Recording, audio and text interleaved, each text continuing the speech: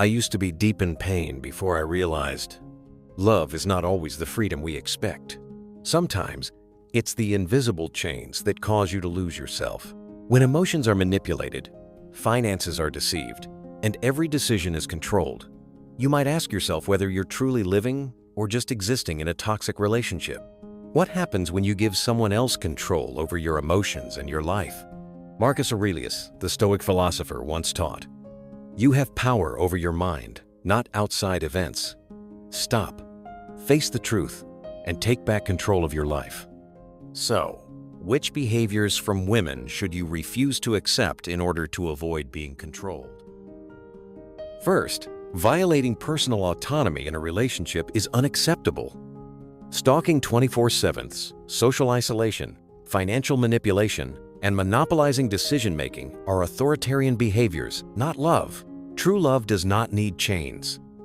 It needs respect for each person's freedom. As Marcus Aurelius emphasized, you cannot control what happens outside, only how you react to it. Control not only leads to harm, but also erodes self-esteem, causing deep psychological wounds, ranging from eternal apologizer syndrome to obsessive-compulsive disorder. It can even affect the next generation. Freedom in a relationship can only exist when both people respect and trust each other. Second, emotional abuse is not love.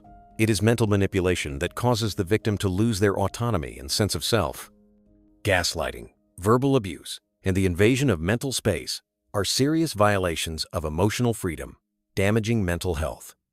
As Marcus Aurelius wrote, "The mind is tainted by its own thoughts." Emotional abuse doesn't kill you instantly, but it turns you into a shadow of yourself, gradually eroding your self-esteem and belief in your worth. Breaking free from the psychological black holes and tropical storms of manipulation is the only way to regenerate true love. Third, financial deception isn't just a wrongful act. It's a dangerous addiction that progresses through phases of elation, struggle, and crisis, much like drug addiction. Studies show that modern women, especially those from Generation Z, are twice as likely to hide spending from their partners compared to previous generations, turning financial matters into a battleground within their homes. This shopping addiction doesn't just destroy marriages, it also creates mental burdens, leaving the victim feeling emotionally numb and powerless. Financial deception is the desire to prove one's worth through luxury items. But in the end, it leads to self-destruction, as one deceives oneself into believing in a perfect life that isn't real. Meanwhile, true love is based on transparency and real values, not the illusion of a stage spotlight. Next, neglecting sex in a relationship is not just simple rejection. It is a ruthless manipulation strategy that turns the partner into an emotional void. Studies show that 68% of those who experience sexual neglect develop emotional fragmentation and begin to question their worthiness of love. They become emotionally numb, existing only to fulfill material needs, while their sexual needs are denied. The manipulator creates a toxic belief system, compelling the victim to remain silent and self-blame. Arguments like, "True love doesn't need sex," or "Sacrificing desire is a sacrifice for love," make the victim accept ongoing deprivation and pain. The neglect reaches its peak when the manipulator completely erases their sexual history and seeks satisfaction elsewhere. The result is the destruction of identity, causing the victim to lose not only the ability to love but also to develop permanent sexual dysfunction. Sexual neglect is not just an issue in the bedroom. It is a spiritual crime that robs a person of their right to live and feel. Fifth, disrespect toward family and friends in a relationship isn't just bad behavior, it's a process that erodes human dignity. Those who are disrespectful justify it with excuses like, "Everyone has their own standards," turning rudeness into a personality trait and leaving the other person feeling helpless and hurt. This behavior doesn't just happen once. It turns into a repeating cycle, from testing boundaries to exerting control, and eventually leading to isolation and defamation. Fake apologies are simply tools used to maintain control, preventing the victim from responding. As Marcus Aurelius said, "No one can harm you if you don't give them the spear." When disrespect reaches its peak, the only way to protect yourself is to have the courage to walk away. Finally, frequent arguments are not a sign of true love. They are a strategy to mask empty emotions and a desire for control. A 2024 study from the University of Toronto shows that 68% of those who tend to provoke conflict have experienced childhood trauma and use conflict as a drug to cope with invisible fears.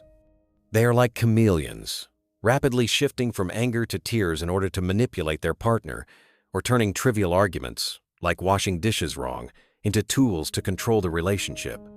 Notably, 72% of people who initiate conflict admit to feeling empty when there is no conflict. International Journal of Psychiatry, 2024. Much like a dopamine addiction from the feeling of winning, the relationship gradually turns into a monologue, with one partner playing the role of the psychological caretaker and tirelessly managing fabricated crises.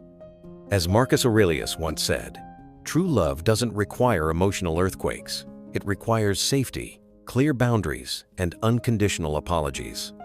When love turns into a duty to fix someone with a psychological disorder, it's time to have the courage to let go. Emotional abuse, excessive control, and financial deceit are not just typical conflicts in relationships, but behaviors that erode a person's humanity. Studies show that victims of prolonged emotional abuse lose the ability to distinguish reality, leading them to doubt their self-worth. This is a systemic violation of the spirit that threatens an individual's integrity.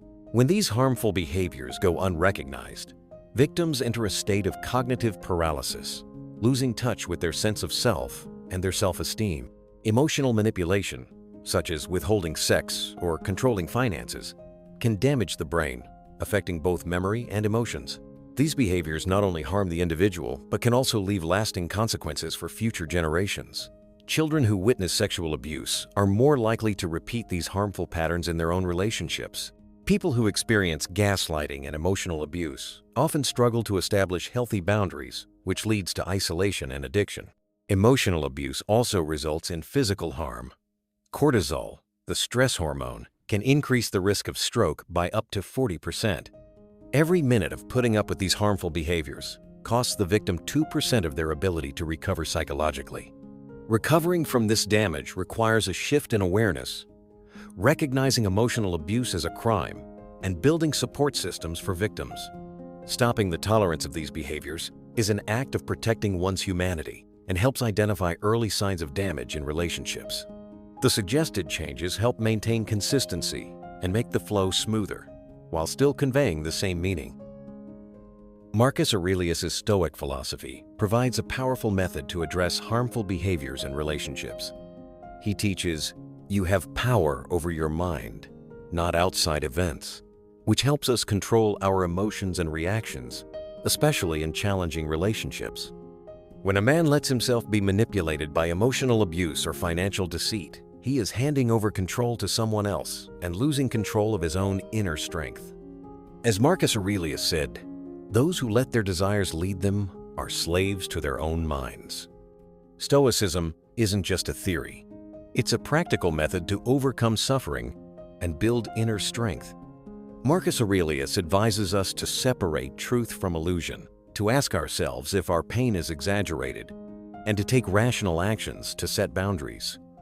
This helps us avoid being controlled by negative emotions, and instead use reason to make wise decisions. To apply Stoicism in our daily lives, we can practice journaling, observe relationships from a higher perspective, and meditate in the Stoic way to stay calm when negative emotions arise. Marcus Aurelius also reminds us, do not act as if you have 1,000 years to live, and instead, live fully in the present. In toxic relationships, setting clear boundaries and staying true to our values is essential to protect ourselves. Marcus Aurelius' Stoic philosophy is the key to escaping toxic relationships where our emotions and power are manipulated. He reminds us, do not act as though you have 1,000 years to live. Death is right behind you. Live well while you can. Time is irreplaceable, and each minute spent tolerating is a minute lost in taking control of your life. In modern society, gaslighting and manipulation have become common psychological weapons. Thus, applying Stoicism is not just a choice, but a survival skill. Behaviors such as financial deceit, neglecting intimacy, or publicly mocking others not only break trust but also turn victims into emotional zombies, stripping them of their sense of agency. The call to action in Stoicism is clear. Be brave enough to set clear boundaries. This is not an act of hatred, but one driven by reason. We need to refuse to participate in the toxic script, refusing to let emotions and manipulation control our lives.